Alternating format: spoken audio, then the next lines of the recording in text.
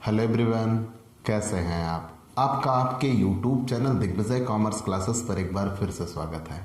हम आपके लिए अपने इस YouTube channel Digvijay commerce classes पर बीकॉम के सिलेबस के कंपलसरी सब्जेक्ट इनकम टैक्स की पूरी एक सीरीज लेके आ रहे हैं, जिसमें आपको एक तरफ से हर एक रूल और उनके प्रैक्टिकल क्वेश्चन 1 बाय 1 मिलते हैं। आप हमसे जुड़कर अपने कॉमर्स की पढ़ाई एक प्रॉपर वे में पूरी कर सकते हैं। जैसी पढ़ाई आप पाना चाहते हैं, यहाँ बिल्कुल वैसी ही पढ़ाई आपके लिए अवेलेबल कराई जाती है। हम आपकी ज़रूरतों का विशेष ख्याल रखते हैं। हमें ये पता है कि आपके लिए वो क्लासरूम पढ़ाई या ऑफलाइन पढ़ाई सबसे बेहतर क्यों हुआ करती थी। वही अंदाज समेटे हुए हम सीधे ऑनलाइन नेटवर्क पर आपके लिए बिल्कुल वही अंदाज आपके लिए आपकी पढ़ाई का लेके आ रहे हैं। आप अपने कॉमर्स की पढ़ाई अपने घर बैठे अपनी शर्तों पर पूरी कर सकते हैं। तो प्यारे दोस्तों, देर किस बात की।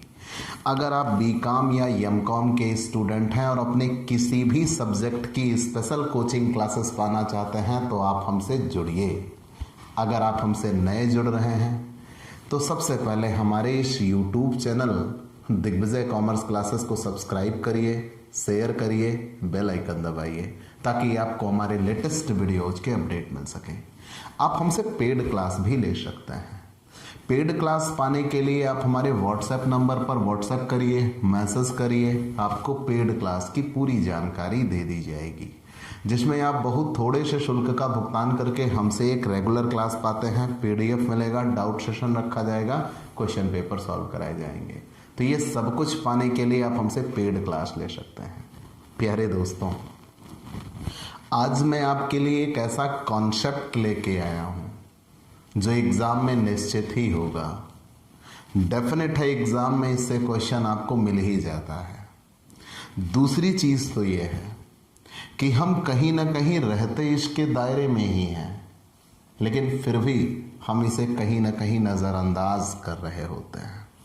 तो ये सबसे इम्पोर्टेंट रूल में से एक है अग्रिम आयकर या कर का अग्रिम भुगतान। बेसिकली यहाँ लोगों में ये थॉट बनती है ना, याद रखिएगा, अवध यूनिवर्सिटी का अगर आप एग्ज़ाम दे रहे हैं तो थ्योरी के लिए ये मोस्ट इम्पॉर्टेंट लेसन है। इससे थ्योरी का एक क्वेश्चन आता है, जैसे कमाओ वैसे चुकाओ लिखा जाता है। या तो इसी नाम से दिया होगा कि अग्रिम आयकर किसे कहते हैं या कर का अग्रिम भुगतान क्या है, या लिखा जा सकता है कि जैसे कमाओ वैसे चुकाओ किसे कहते हैं। ठीक, तो ये किसी भी नाम से आए आपको जवाब वही देना होगा जो मैं आज आपको बताने वाला हूँ। और मैं आपके लिए ये क्लास एक क्वेश्चन के नज़रिए से लेके आ रहा हूँ। मैं आपको पूरा लेसन नहीं क्लियर कराने जा रहा, मैं इसमें विद्वता नहीं दिखाने जा रहा कि मैं कितना बड़ा विद्वान हूँ। मैं यहाँ सिर्फ आपको इतना ही चीज़ देना जा रहा हूँ कि अगर एग्ज़ाम में आपके सामने ये क्वेश्चन आया तो कैसे आप पूरे नंबर पा सकते हैं, ये मायने रखता है। तो मैं आज आपको क्वेश्चन क्लियर कराने जा रहा हूँ, लेसन नहीं। ठीक, ये विशेष रूप से याद रखिएगा। और अगर आपको डीप नॉलेज चाहिए तो आइए व्हाट्सएप नंबर पे आइए, आपको पूरी जानकारी दी जाएगी। प्यारे दोस्तों, हमारा आज का टॉपिक है कर का अग्रिम भुगतान। पहली चीज़ तो ये बनी लोगों की कि भाई पैसे हम कमाते हैं, हमारी आय है, हमने कमाया है।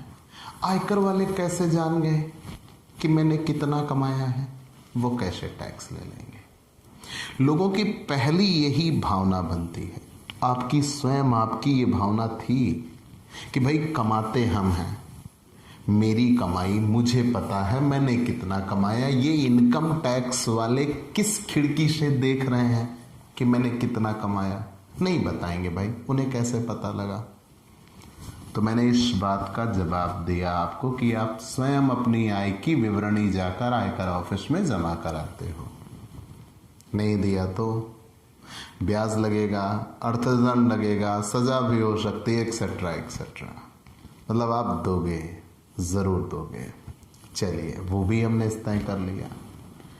अब आपने आय की विवरणी जमा कर दी, उस पे टैक्स लग गया, आप टैक्स दोगे।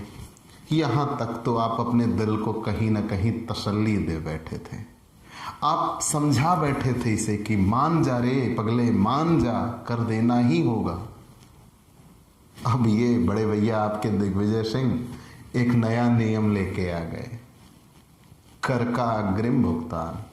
अभी तक आप ये सोच रहे थे कि जब देना था तभी देने में दिक्कत है, और यहां ये कह रहे हो कि देने के पहले ही, मतलब जब वो बने उसके पहले ही आप उसका भुगतान कर दीजिए, तब उसे ही अग्रिम भुगतान कहता है।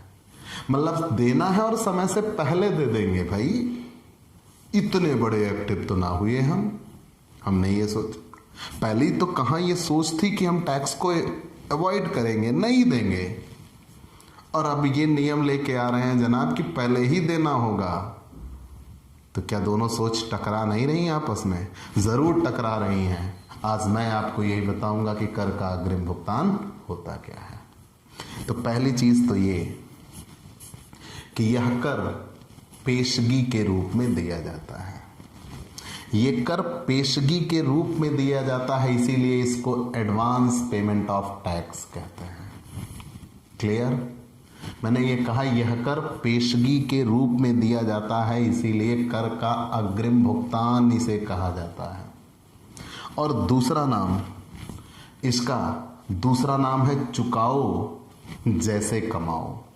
मतलब यहां यह भी कहा जाता है कि करदाता जैसे जैसे आय कमाता जाता है वैसे वैसे उस पर कर देता जाता है, इसीलिए इसे कर का अग्रिम भुगतान कहा जाता है। या दूसरा नाम है इसका कमाओ, चुकाओ जैसे कमाओ, कि जैसे कमाओ वैसे चुकाओ।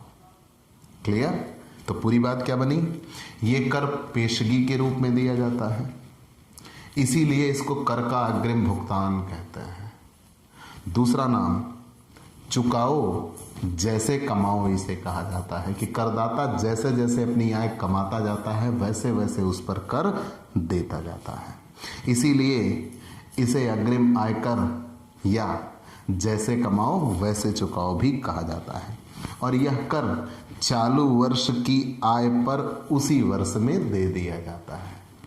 जनरली ये नियम बनता है कि हम जिस वर्ष आय कमाते हैं उस वर्ष कर नहीं देते, अगले वर्ष में कर देते हैं। अब आप सोच रहे हैं ये देखो, पूरे साल बंदे ने यही नियम पढ़ाया कि गत वर्ष की आय पर कर निर्धारण वर्ष में कर लगता है।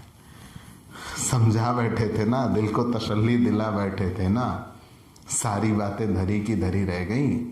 मतलब यहां आप ये कह रहे हो कि जिस वर्ष हम कमाएंगे उसी वर्ष टैक्स लगेगा, हम कर निर्धारण वर्ष की प्रतीक्षा ना करेंगे। और याद रहे ये कोई अपवाद नहीं है, ये तो रूल है प्यारे। अपवाद तो अलग चीज होती है। तो पूरी बात क्या बनी? ये कर पेशगी के रूप में दिया जाता है, जैसे कमाते हैं वैसे ही इस पर कर देते जाते हैं, इसीलिए इसे जैसे कमाओ वैसे चुकाओ भी कहा जाता है। और ये चालू वर्ष की आय पर ही कर का भुगतान कर दिया जाता है, इसके लिए कर निर्धारण वर्ष की प्रतीक्षा नहीं की जाती। चलिए मान लिया। लेकिन अग्रिम कर किस आय पे दिया जाता है? अग्रिम आयकर किस आय पे दिया जाता है? तो यहां सबसे पहले अग्रिम कर वित्तीय वर्ष में करदाता की जितनी भी कर योग्य आय होगी, जो जिस पर अगले वर्ष में कर लग जाना चाहिए था, वही कुल आय। याद रखिए, हमारे लिए वो आय जिस पर अगले वर्ष में कर बनता।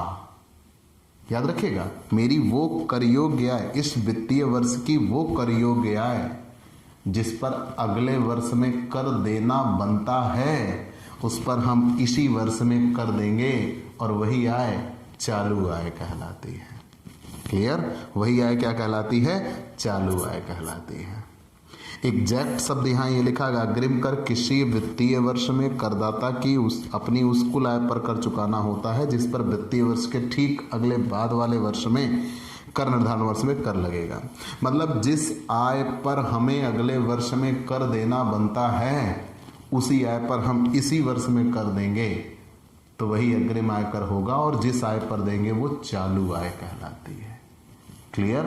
मतलब जिस वर्ष में हम आय कमा रहे होते हैं उस कमाई गई आय पर अगर वो कर योग्य बनती है तो अगले वर्ष में उस पर कर लगता, तो उस पर हम अगले वर्ष में कर न देकर जब इसी वर्ष में कर देंगे तो वो चालू आय कहलाएगी।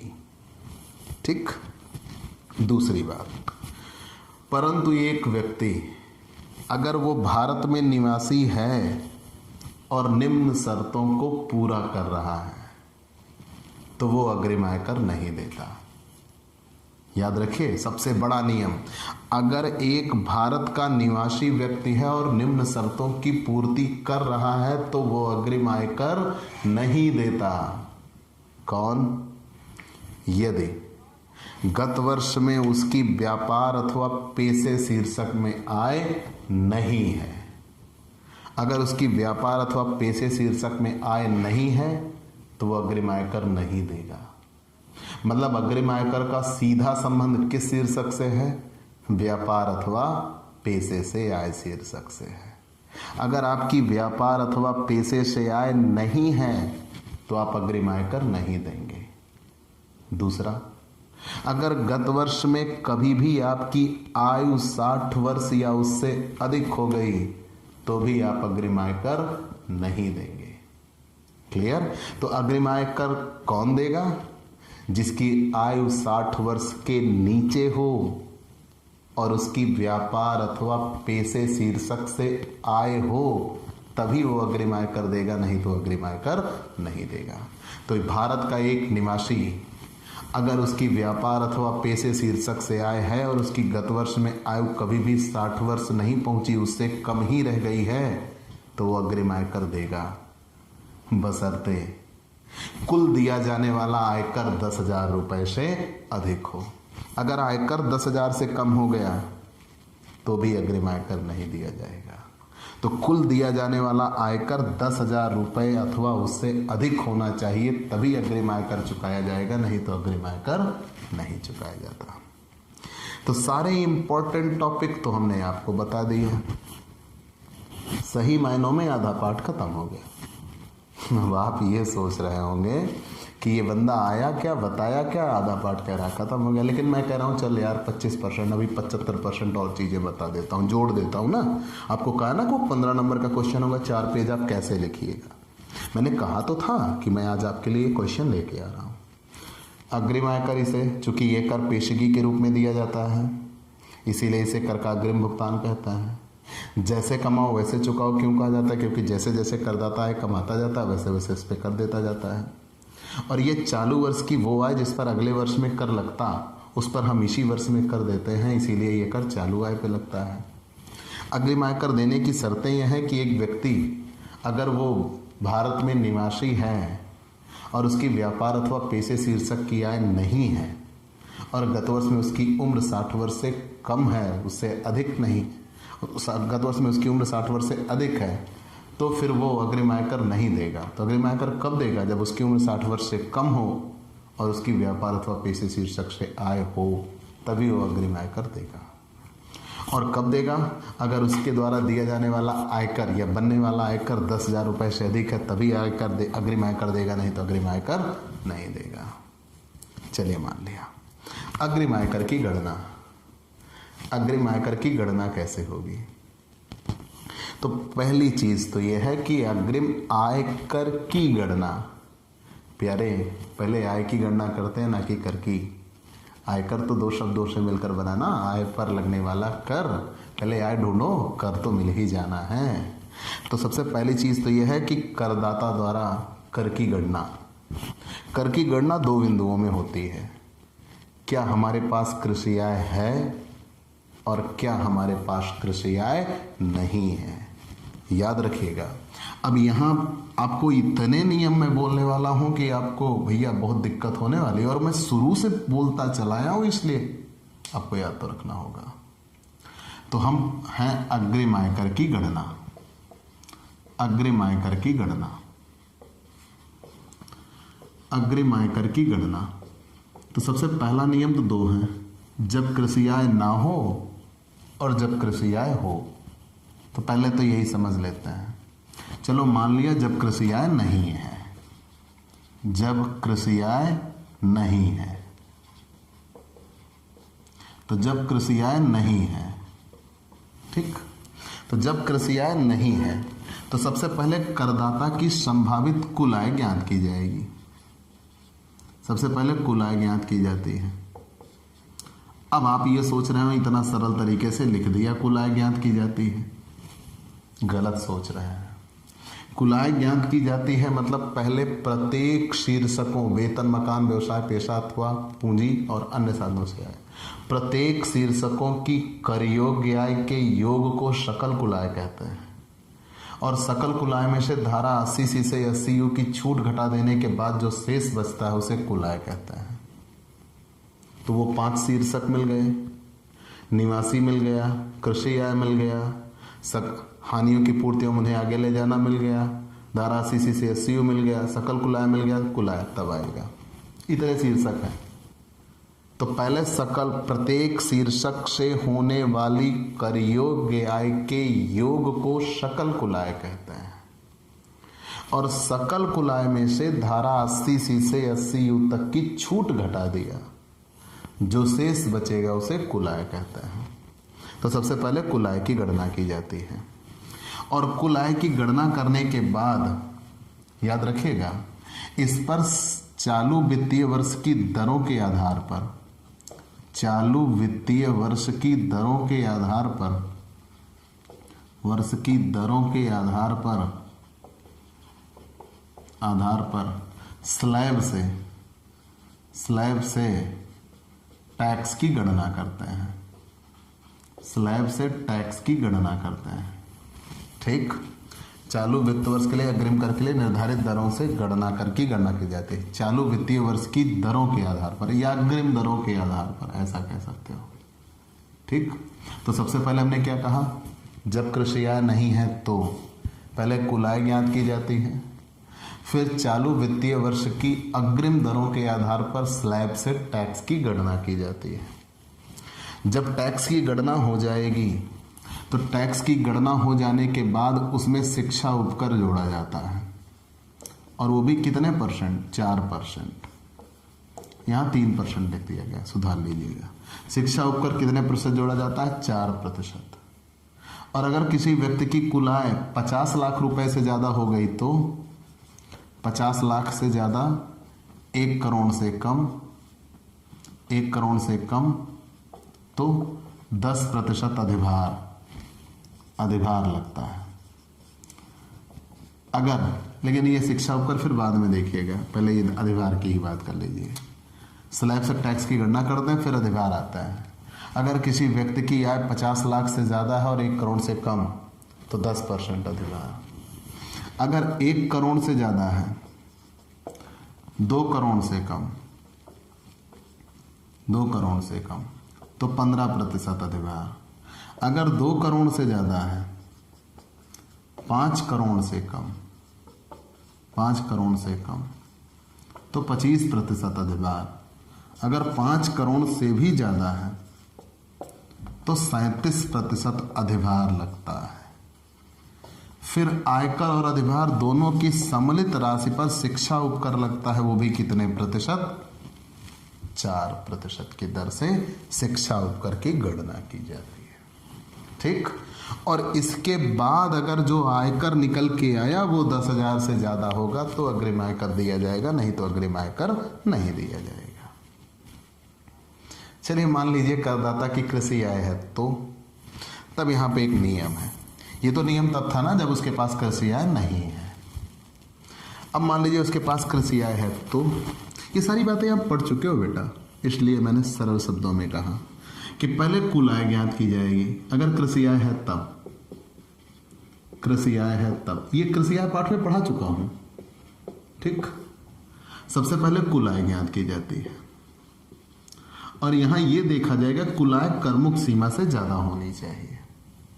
अब करमुक्त सीमा क्या है, अगर आपकी उम्र 60 साल के नीचे है तो 2,50,000, अगर आपकी उम्र 60 साल से ऊपर है तो 3 लाख, और अगर आपकी उम्र 80 साल से ऊपर है तो 5 लाख।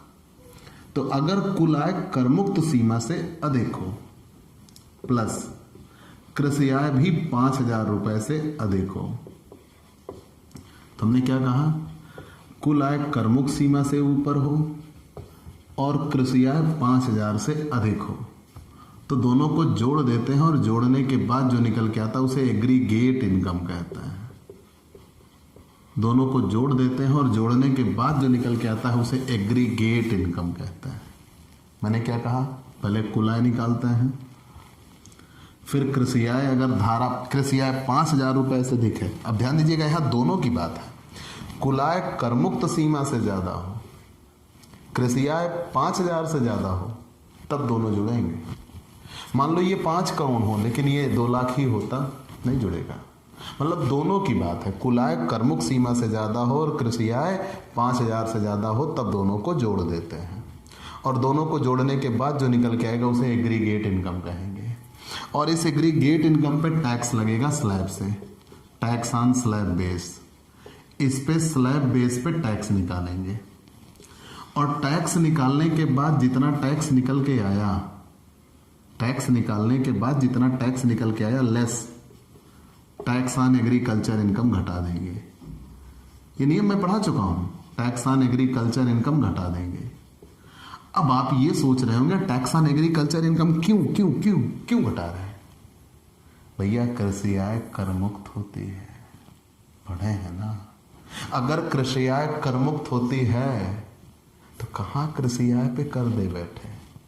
लेकिन इनकम टैक्स का प्रोसीजर यहां पे ऐसा है कि पहले हम कृषि आय को जोड़कर टैक्स निकालेंगे, फिर अकेले कृषि आय पे जितना टैक्स लगा वो घटा देंगे। तो यहां क्या किया, कुल आय में कृषि आय जोड़ दिया, एग्रीगेट इनकम आई, उस पर टैक्स निकाला, फिर less tax on agriculture income घटा दिया। कैसे? तो एग्जम्पशन लिमिट में, करमुक्त सीमा में, एग्जम्पशन लिमिट में एग्रीकल्चर इनकम जोड़ देते हैं, उस पे टैक्स निकालते हैं, ठीक है ना। उस पे टैक्स निकालते हैं स्लैब से, उस पे टैक्स स्लैब से निकालते हैं, वही घटा दिया जाता है। तब जो निकल के आएगा फिर अधिभार के बारे में सोचेंगे, और अधिभार यही 4, अगर ये 50 लाख से ज़्यादा है, 1 करोड़ से कम है तो 10% अधिभार। ये आय ज़्यादा हो तब अधिभार लगता है, ठीक। 1 करोड़ से ज़्यादा आय हो, 2 करोड़ से कम हो तो 15%, 2 करोड़ से ज़्यादा हो, 5 करोड़ से कम हो 25%, 5 करोड़ से ज़्यादा हो तो 37% अधिभार लगता है। और आयकर और अधिभार दोनों की सम्मिलित राशि पर शिक्षा उपकर लगता है, ठीक, सेस। और वो भी कितने परसेंट? 4%। तब जाके टोटल टैक्स पेबल आता है। और यदि ये टोटल टैक्स 10,000 रुपये से ज़्यादा हुआ तब अग्रिम आयकर दिया जाएगा, अन्यथा अग्रिम आयकर नहीं दिया जाएगा। चलिए मान लिया, किस्तें क्या होंगी, अग्रिम आयकर की किस्तें क्या होंगी, मुद्दा यह है भाई। अग्रिम आयकर आपने जान लिया, अग्रिम आयकर की गणना कैसे होगी आपने वो जान लिया, किस्तें क्या होंगी, अग्रिम आयकर की किस्तें क्या है। देखिए बताता है, मतलब आपने ये पढ़ा था ना कि इसे जैसे कमाओ वैसे चुकाओ कहा जाता है। मतलब कमाते जाएंगे और टैक्स देते जाएंगे। तो क्या एक ही बार में देना होता है या किस्तों में देना होता है? तो सीधी बात यह है कि तो किस्तों में देना होता है। तो लेकिन इसकी किस्तें क्या होंगी? तो 4 किस्तें हैं। कितनी किस्तें हैं? 4। आइएगा हम बताते हैं, एकदम व्यवहारिक ज्ञान बताते हैं।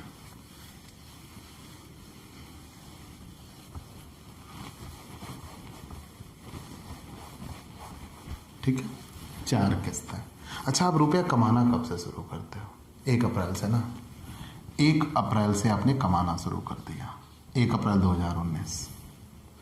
अप्रैल बीता, मई बीता, जून के 15 दिन, मतलब शुरू से 2.5 महीने आप जोड़ लो।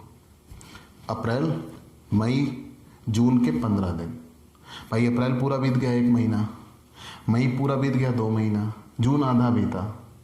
तो पहले किस्त आनी है 15 जून को, और तब आप कितने प्रतिशत अधिभार, कितने प्रतिशत कर चुका दीजिएगा? 15%।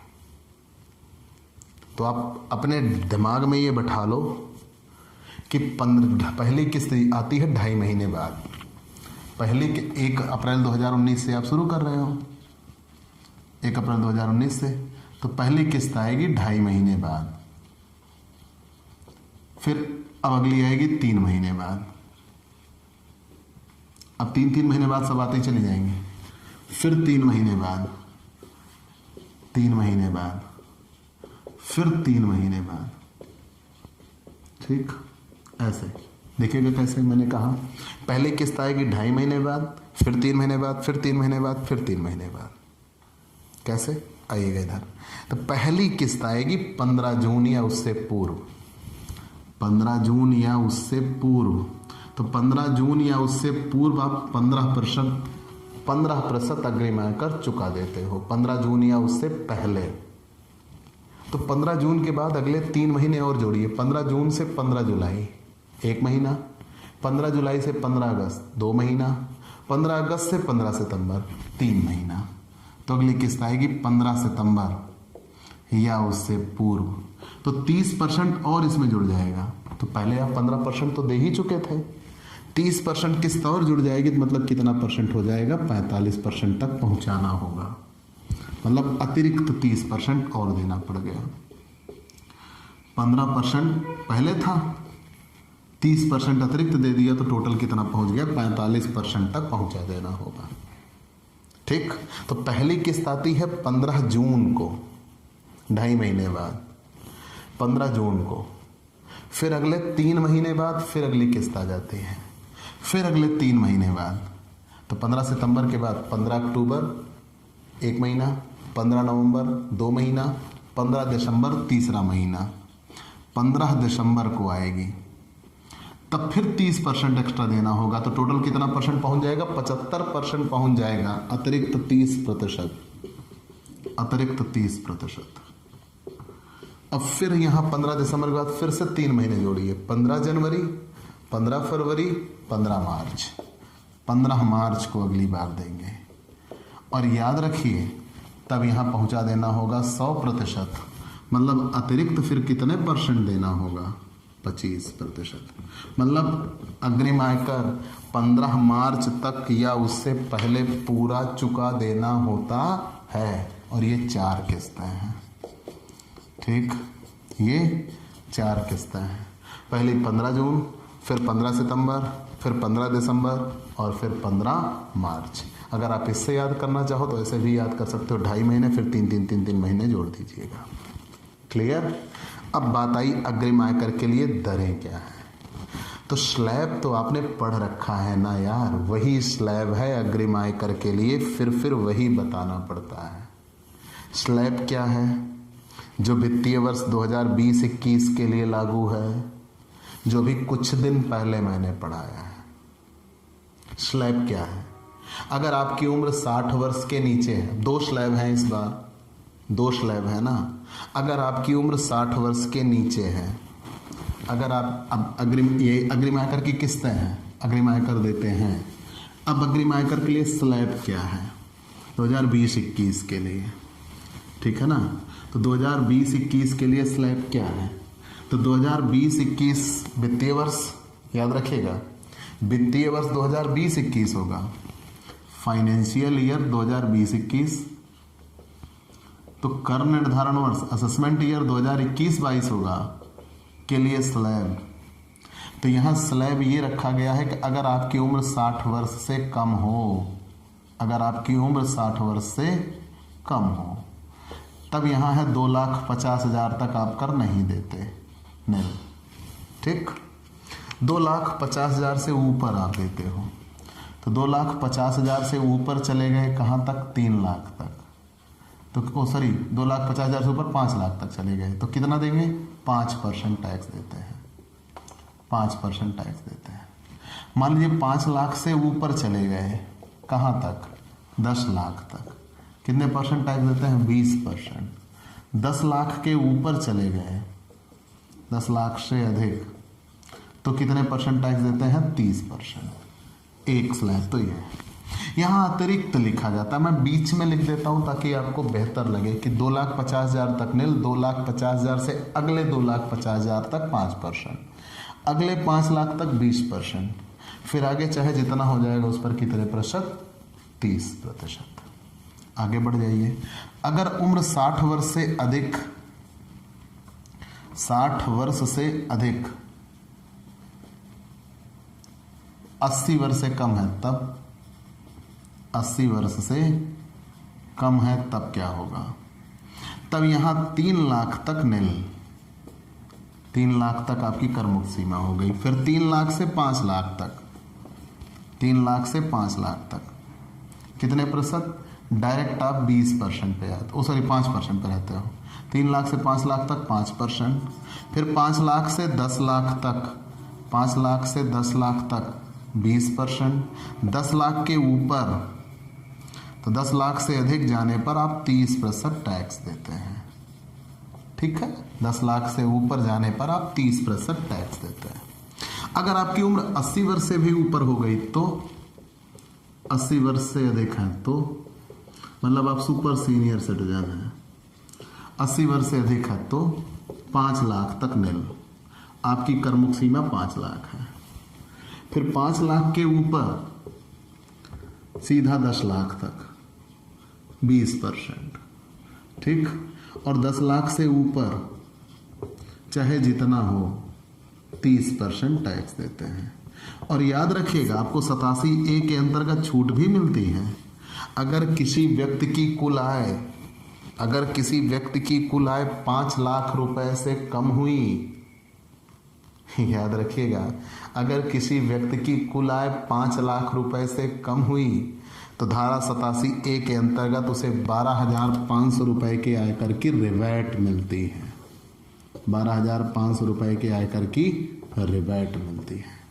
अगर किसी व्यक्ति की कुल आय 5 लाख रुपए से कम हुई तो उसे 12,500 रुपए के आयकर की रिबेट मिल जाएगी, धारा 87A। ये पहला स्लैब है। दूसरा स्लैब तो केवल 2,50,000 का है। कैसे समझाते हैं? पहले 2,50,000 तक कोई भी कर नहीं, अगले 2,50,000 तक 5%, फिर अगले 2,50,000 तक 10%, फिर अगले 2,50,000 तक 15%, फिर अगले 2,50,000 तक 20%, फिर अगले 2,50,000 तक 25%, और फिर अगले 2,50,000 पर 30%। उसके बाद फिर लगता ही चला जाएगा 30%, 30%, 30%। ठीक है, ये याद रखिएगा। पहले 2,50,000 तक नील, फिर 2,50,000 से अगले 2,50,000 मतलब 5 लाख तक 5%, फिर 5 लाख से 7.5 लाख तक 10%, 7.5 लाख से 10 लाख तक फिर 15%, फिर आगे बढ़ जाएगा 20%, फिर 25%, फिर 30%, और 30% पे रोक दिया जाता है। अधिभार तो अभी जस्ट आपने पीछे पढ़ा, 50 लाख से अधिक हो, 1 करोड़ से कम हो तो 10%, 1 करोड़ से अधिक हो, 2 करोड़ से कम हो तो 15%, 2 करोड़ से अधिक हो, 5 करोड़ से कम हो तो 25%, 5 करोड़ से भी अधिक हो तो 37% अधिभार दिया जाता है। और शिक्षा उपकर 4%, आयकर और अधिभार की सम्मिलित राशि पर 4% शिक्षा उपकर दिया जाता है। सीमांत राहत का भी यहाँ जिक्र होता है, वो सब मैं पीछे आपको पढ़ा चुका हूँ, आप उसके बारे में बिल्कुल निश्चिंत रहिए।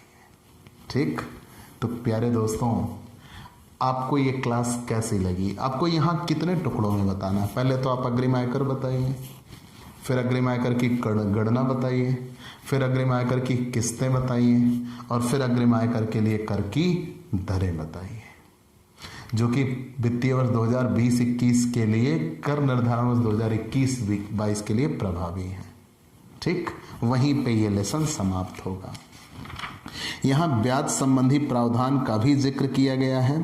तो अगर आप देरी करते हैं तो याद रखिएगा, देरी पर 1% प्रतिमाह की दर से ब्याज लगता है।